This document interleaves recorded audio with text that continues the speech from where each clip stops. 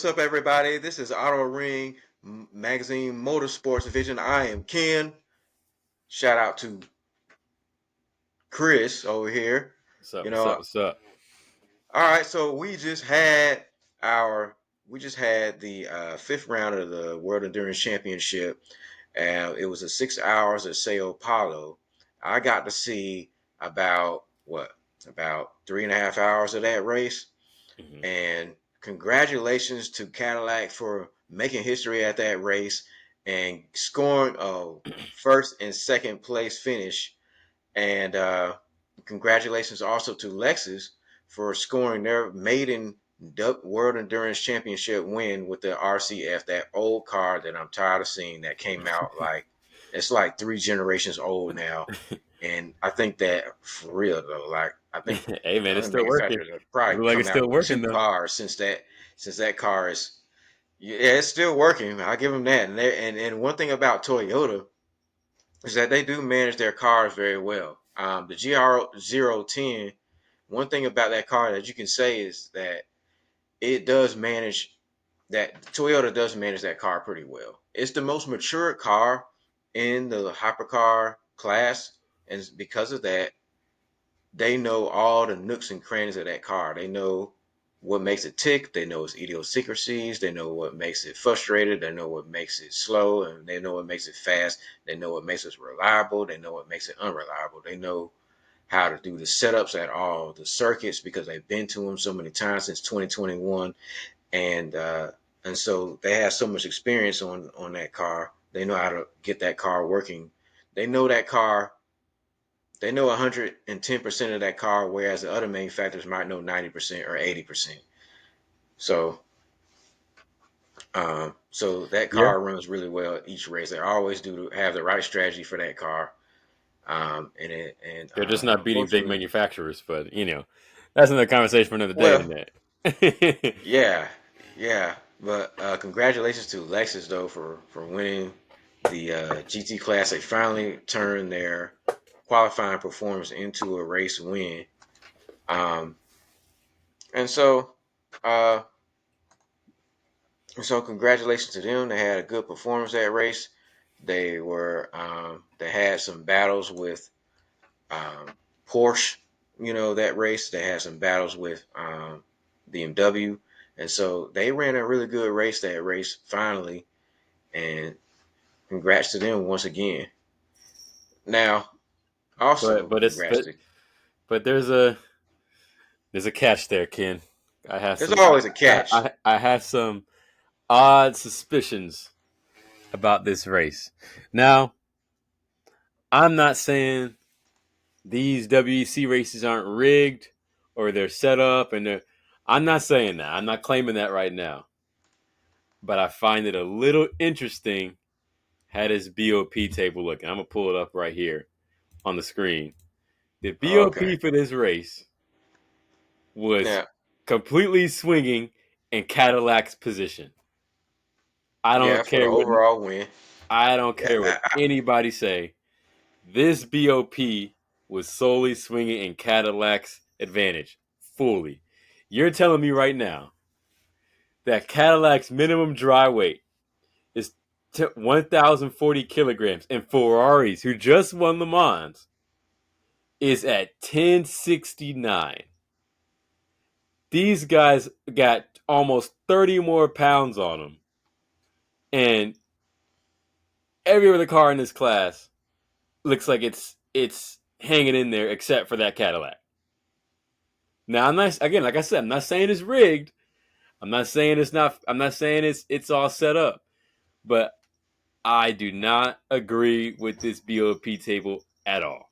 I think they slammed Ferrari to the point where they might as well put a Thomas bus out there with a Ferrari logo on it with how heavy this car is. For what? well, it's um, yeah, and as much as I want to celebrate the maiden victory for Team Cadillac with Team Jota and Cadillac's first win in the World Endurance Championship since they started in 2023, I have to wonder. even though history was made, should be really celebrated because I I still I didn't predict that Cadillac was going to win. So, but it's not a surprise that they did win after looking at this table. Now, at the same time, since as dominant as Ferrari has been, um, I did not expect Cadillac to lap the field in their class either. Well, At the shoot, same time, they're almost 30 pounds lighter than him. well, they are just about 30 pounds lighter, and they have pretty quite a quite big, large advantage in terms of maximum power below 250 kilometers per hour. They're at 516 kilowatts, where Ferrari is at 480 kilowatts, and they now do lose a 5.5% power loss um, uh, after 250 kilometers per hour, and Ferrari gains 1.9% after 250 kilometers, but it's not enough to make up a difference at all. Um, it's it's a problem. I'm not gonna lie. I mean, it kind of makes me wonder. Okay, what if things were a little closer? What if Ferrari is running at 1,050 kilograms, and what if they had 505 kilowatts of power? Hmm. Would Cadillac been able to pull off the win anyway? You know, Yep. would they have won anyway? That's the real question, and that's the problem with the whole BOP process, the whole BOP thing is that as fans, none of us really know exactly what we're looking at. None of us really know what would really happen. It's just left to our imagination now. Right. And what we get is a false product. And I think that it's time for, you know, and I don't want to get into this now, but it's time for them to reevaluate. Even though it was a great performance by Cadillac and Porsche had a good performance as well. Yeah. They uh, they perform a lot better than Ferrari, but as you can see, once again, they're at a weight advantage and a power advantage. And so, yeah, it was really Cadillac and Porsche at the front of the field in this race. Same thing, kind of was at the IMSA round at Watkins Glen at the beginning of the race. I ain't gonna lie, Porsche was looking really good in that race for the first couple of hours in that Yeah. race, and they had a disadvantage in BOP in that race. Cadillac had an advantage, um, and and it was a good back and forth between Porsche and Cadillac in that race. Yeah. Now, here it was the same thing. They had a nice back and forth between Cadillac and Porsche. Cadillac scored pole position, one and two. The second place car got penalized. Now it moved down to third place at the start of the race. Got around the Porsche for second place and maintained a 1-2 lead. Now, one thing they do say about this race is that the past few years, or past 5 years, or past 5 seasons, whoever scores pole position and at Sao Paulo wins the race, and it's been that trend since for a while, a long time now. Hmm. And so when Cadillac scored pole position, now I didn't expect them to lap the field. They lapped almost the whole field in the GTP class, which is really just shows that either one, Cadillac really got that car working really well, or they just got a really big advantage in BOP. Yeah. Maybe possibly both. A little Now, bit of both. Yeah. I think it's a bit of both. And I don't think that it was really necessary for the governing body to handicap Ferrari that much. I think Cadillac could have put up a good race without this big of a handicap. And here's the reason why. Even though the handicap was big, I want to show you something at the beginning of the season in the WEC at Qatar, and I'm about to screen share something now. Because the thing is that at Qatar, at Qatar, you had you had Cadillac as one of the only teams that was able to put up a fight against um, against against Ferrari, right? Yeah. And so and they did good at Qatar. They were in first and second. They looked like they were the only team that could have put up a fight uh, against Ferrari, and they were one of the fastest cars on the track next to Ferrari. They were doing good. They were in first and second until Alex Lynn crashed into his own teammate Jenson Button. Now you remember that, and so that's that. Now let's take a look at the BOP for that race because it wasn't as um, wide of a margin for that race. Here, actually, hold on. I got it. Yeah, I got it. I actually got it right here. Here you go. I'm looking at it now. Okay, there you go. Yeah, so as you can see, um, we can look at this. Now, I'm looking at here. Yeah, Cadillac had an advantage still, right? They're at Yeah. 1,030 kilograms, right? Ferrari's at 1,037. That's much closer. Right. Cadillac was also at 503 kilowatts. Ferrari's at 501 kilowatts. Why do you think? Cat- Quick question. Why do you think Toyota is always so heavy? well, Toyota's heavy because, for one, I think that car is just heavy anyway. I think they struggle with making a minimum weight in that car anyway.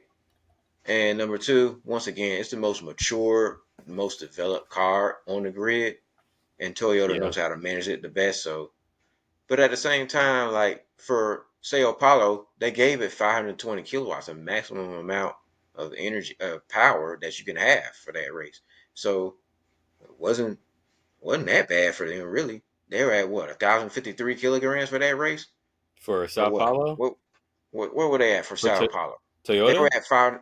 Yeah, they were at 520 kilowatts, right? I'm looking at here. I see at max power they're at 485. Oh, they're at 485. Okay. Yeah, so they Never got mind. a plus They're at five adjustment. 520 at Le Mans. At Le Yeah. Mans, they were at 520, and they still complain. They were at 520 at Le Mans. 485 for Sao Paulo. So Wouldn't they were down there with Ferrari right. almost. So that leads us into something that's really just being on my mind. And I'm glad that a manufacturer spoke about it. And I know they're not really supposed to speak about this, but they decided to anyway.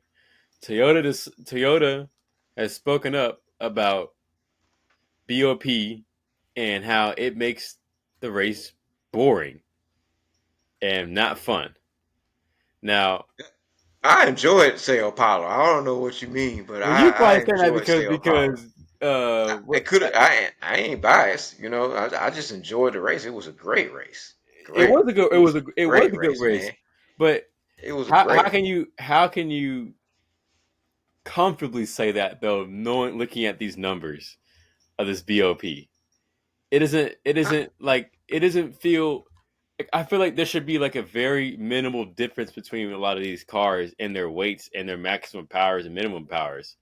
I I do don't think it think should be like Ferrari got almost 30 more pounds of minimum dry weight compared to kilograms. Cadillac or So 30 kilograms. Yeah, kilograms is what? How many pounds is that? That's a lot. yeah, That's a lot of pounds. I don't even know if I can lift that one hand. yeah. I don't think so. That's a lot. Uh, yeah, I agree with you, man. I mean, it's not fair. And on top of that, you really are taking away from the fans. Like me, I would rather see Cadillac earn it. And don't get me wrong, you know, I'm a fan of Cadillac, but they didn't. It makes me feel like they didn't really deserve this. Even though I enjoy watching them lap the field, Yeah, I'm just like I want to celebrate, but I just can't. What would have really happened if things were more fair?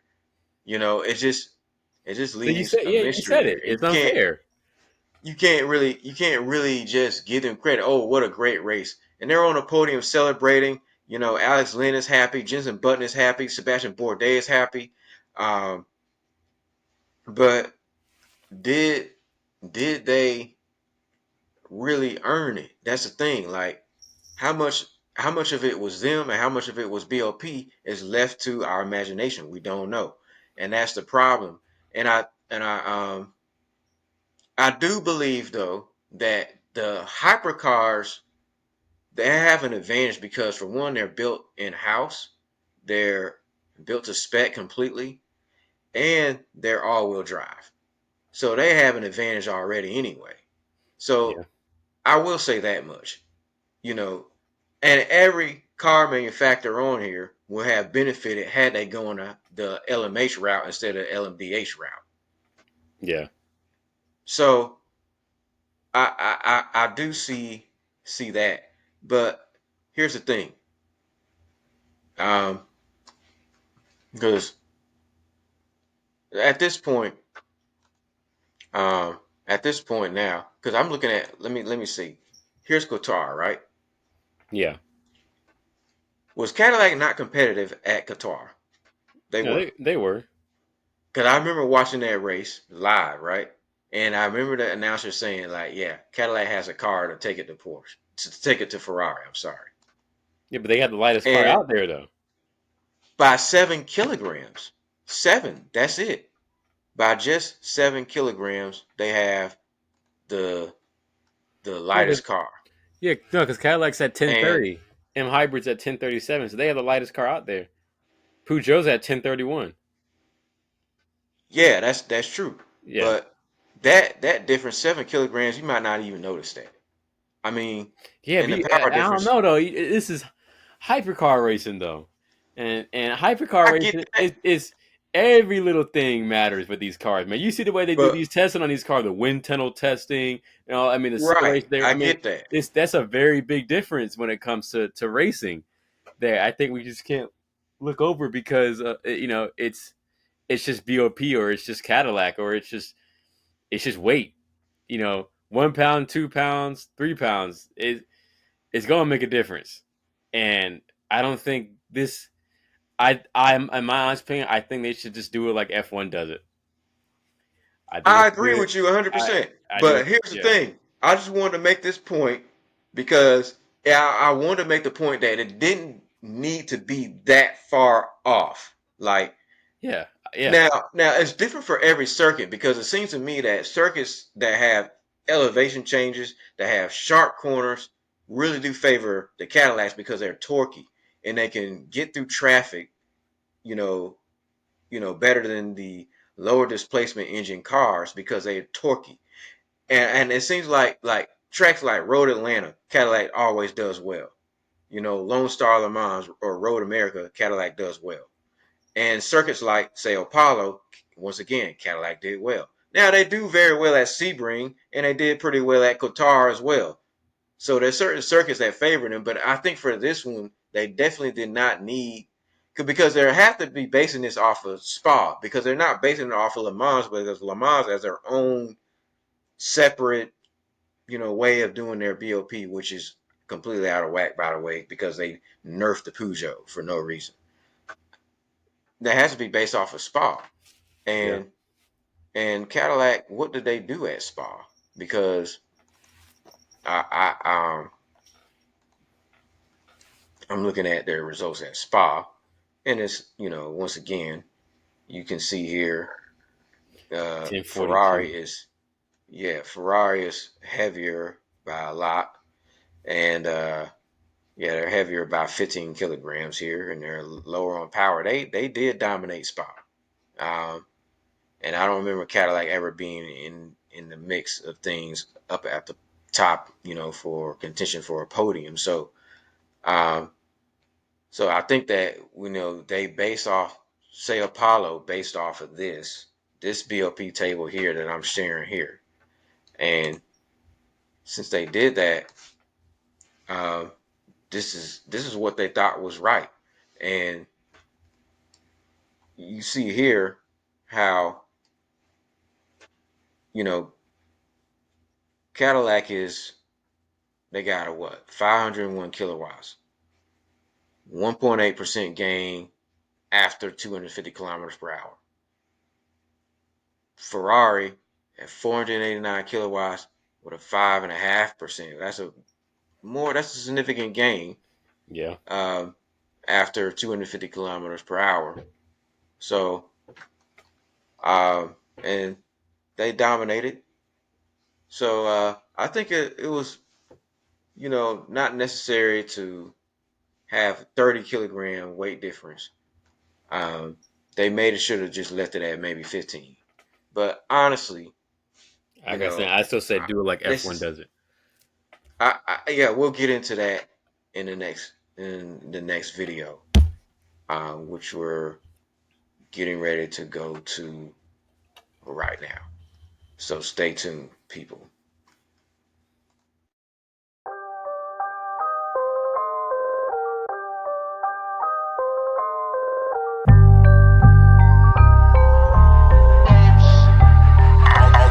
All day.